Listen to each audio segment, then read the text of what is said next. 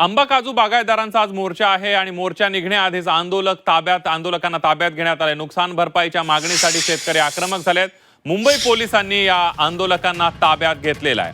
मोर्चा सुरू होण्याआधीच आंदोलकांना काही ताब्यात घेण्यात आलेलं आहे आणि असाच आढावा घेतला आमचे प्रतिनिधी गोविंद तुपे यांनी। आंबा उत्पादक असतील, काजू उत्पादक असतील किंवा एकूणच कोकणातील शेतकऱ्यांचा मोर्चा जो आहे तो मुंबईतल्या गिरगाव चौपाटीवरून मुख्यमंत्र्यांच्या वर्षा बंगल्यावर जाणार आहे। मी गिरगाव चौपाटीवर उभा आहे आणि कालच या ठिकाणी स्वाभिमानी शेतकरी संघटनेचे नेते राजू शेट्टी आणि त्याचबरोबर महाविकास आघाडीतल्या नेत्यांनी पत्रकार परिषद घेऊन हा मोर्चा काढणार असल्याचं जाहीर केलं होतं।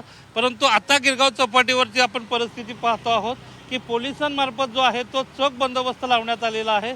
प्रत्येक येणाऱ्या गाडीची जी आहे ती कसून तपासणी केली जाते आहे।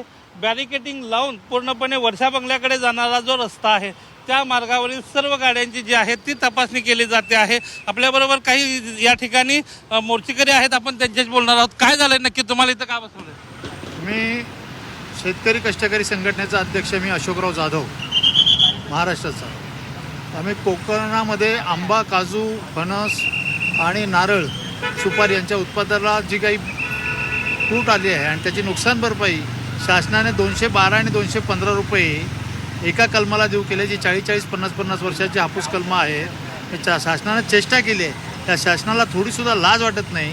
शक्तिपीठाला 65,000 कोटी रुपये खर्च करतायत। त्या नाशिकमध्ये साधू नाचवायला 35,000 कोटी रुपये कुंभमेळ्याला खर्च करतायत। असे मिळून 1 लाख कोटी जरी शेतकऱ्यांना पूर्ण महाराष्ट्रातल्या दिले असते आणि कर्जमाफी केली असती तरी खूप झालं असतं। मनीष पोळेकरसह गोविंद तुपे, झी 24 तास, मुंबई।